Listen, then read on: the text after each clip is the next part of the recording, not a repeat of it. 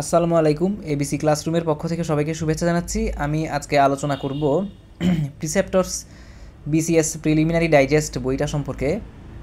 আপনারা নিশ্চয়ই জানেন যে আর 2-3 মাস পর হয়তো 47তম বিসিএস প্রিলিমিনারি পরীক্ষা অনুষ্ঠিত হবে। আমি 46তম বিসিএস প্রিলিমিনারিতে উত্তীর্ণ হয়েছি এবং 46তম বিসিএস প্রিলিমিনারি পরীক্ষা যখন আমি দিয়েছিলাম তখন আমি প্রিসেপ্টরস বইটা পড়েই কিন্তু আসলে প্রিপারেশন নিয়েছিলাম এবং পাশাপাশি আরও অনেকগুলো বই পড়েছিলাম আমি, সেগুলো আপনাদেরকে পর্যায়ক্রমে দেখাবো অন্য কোনো ভিডিওতে। তো আজকে যেটা নিয়ে আমি কথা বলতে যাচ্ছি সেটা হলো সামনে 47তম বিসিএস পরীক্ষা। তো আমি যদি বলি, সামনে আমার আসলে দুইটা এক্সাম, একটা হচ্ছে 47তম বিসিএস প্রিলিমিনারি আর একটা হচ্ছে 46তম বিসিএস রিটেন। তো আমি দুইটার জন্যই আসলে কম্বাইন্ড প্রিপারেশন নিচ্ছি এবং নিয়েছি এটা বলা যায়, কারণ আমি 46তম বিসিএসটাই ছিল আমার প্রথম বিসিএস। তো আমি আরেকটা জিনিস চিন্তা করছিলাম, সেটা হলো যে বিসিএসের যেটা হয় যে নর্মালি অনেক অনেক টাইম লাগে, 2 থেকে 3 বছর সময় লেগে যায় এবং সামনে হয়তো এটা সময়টা কমে আসবে। আর আরেকটা কথা হচ্ছে গিয়ে বিসিএসে প্রশ্ন ফাঁস হয়, দুর্নীতি হয়, সরকারের পক্ষের লোকজন চান্স পায় বা এই ধরনের কিছু প্রচলিত ছিল, অর্থাৎ একটা বিতর্ক রয়েছে আর কি, বিশেষকে ঘিরে একটা বিতর্ক রয়েছে। তো আমি আলহামদুলিল্লাহ কোনো দলে নেই আর কি, আমি সাধারণ একজন মানুষ। তো আসল কথা হচ্ছে আপনি যদি প্রিপারেশন নিয়ে থাকেন ভালোভাবে, আপনি যদি অনেক দিন ধরে মনোযোগ দিয়ে প্রিপারেশন নেন, আপনাকে আসলে ওই ওই জিনিসগুলো আসলে ভাবতে হবে না আর কি। যেটা নর্মালি হয়, একটা মানুষ পরীক্ষা দিবে, চান্স পাবে, সেটাই আসলে হয়েছে আমার ক্ষেত্রে, আশা করি আপনার ক্ষেত্রেও হবে। তো আমি এই বইটা সম্পর্কে একটু কথা বলি। এটা হচ্ছে আমি নতুন কিনেছি 47তম বিসিএসের জন্য।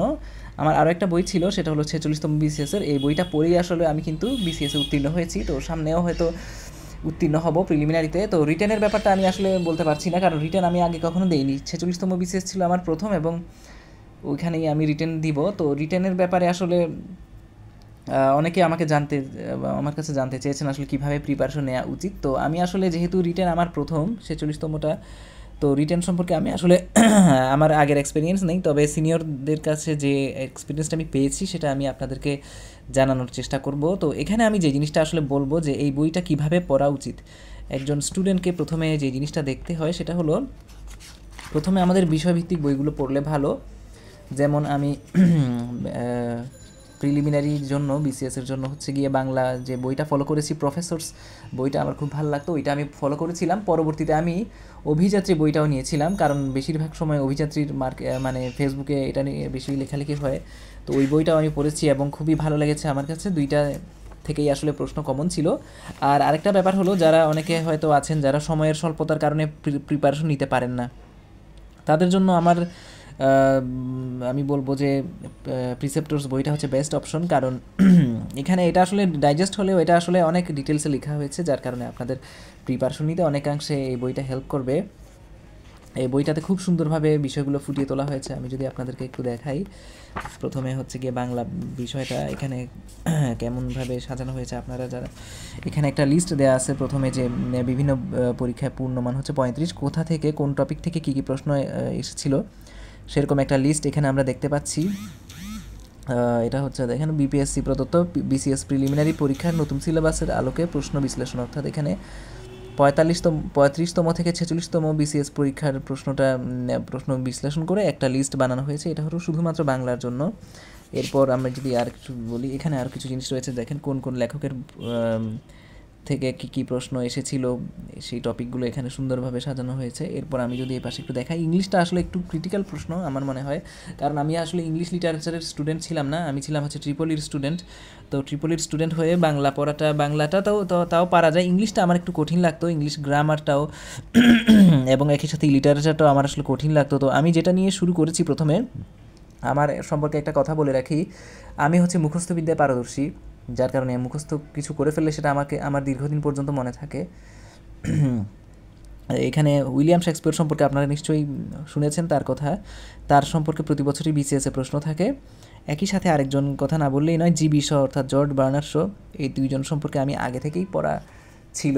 এরপর বিভিন্ন গল্পের আকারে বা গুচ্ছ আকারে আমি চেষ্টা করেছি যে ওনাদের সম্পর্কে জানার জন্য। যার কারণে আমার আসলে এই দুইজন সম্পর্কে আপনি যদি পড়ে থাকেন তাহলে আপনার মিনিমাম 4টা এমসিকিউ কমন পড়বে যে কোনো বিসিএসে, মানে বিগত বছর ধরে তাই হয়েছে, হয়তো সামনের বিসিএসেও হবে। এরপর হলো প্রথমে আপনারা পড়ে নেবেন উইলিয়াম শেক্সপিয়ার এবং জর্জ বার্নার্ড শো, তারপর আপনারা পড়তে পারেন হচ্ছে গিয়ে আরেকজনকে আমি যদি বলি এখানে সবচেয়ে ভালো হয় যে আপনারা লর্ড বায়রন, এটা যদি একটু পড়ে থাকেন। লর্ড বায়রন হচ্ছে গিয়ে ইংরেজি সাহিত্যের বিদ্রোহী কবি বলা হয় লর্ড বায়রনকে, এবং আরেকজন হলো গিয়ে উইলিয়াম শেক্সপিয়রকে বলা হয় ইংল্যান্ডের জাতীয় কবি। তো এই দুজন সম্পর্কে আপনারা যদি ভালো করে জেনে রাখেন তাহলে আপনাদের জন্য খুবই ভালো হয়। ইংলিশ লিটারেচার যারা কঠিন মনে করেন তাদের জন্য এটা একটা টিপস। আর আরেকটা কথা হলো ইংলিশ গ্রামারের জন্য আমি আরেকটা বই ফলো করছি, সেটা হচ্ছে মাস্টার বুক জাহাঙ্গীর আলম স্যারের। ওই বইটা সম্পর্কে আমি অলরেডি রিভিউ দিয়েছি, সামনে আমি ওই বইটা থেকে আরও কিছু ভিডিও আপনাদের সামনে আনবো। এরপর এখানে ইংলিশ লিটারেচার সম্পর্কে যদি আমি আরেকটু বলতে চাই, আরেকজন বিখ্যাত সাহিত্যিক হচ্ছেন উইলিয়াম সমারসেট মম। আপনারা ওনার পড়াগুলো একটু দেখতে পারেন, তাহলেই হয়ে যাবে। আর এরপর হচ্ছে বাকিগুলো পর্যায়ক্রমে আপনাদের সুবিধা মতো দেখে নিতে পারেন। এরপর বাংলাদেশ বিষয় বলি, এটা একটা অনেক ব্যাপক একটা জিনিস, এটা সম্পর্কে আমি একটু পরে আরেকটা নতুন ভিডিও আপনাদের সামনে আনবো। তো প্রথমে আপনারা শুরু করতে পারেন মুক্তিযুদ্ধ দিয়ে।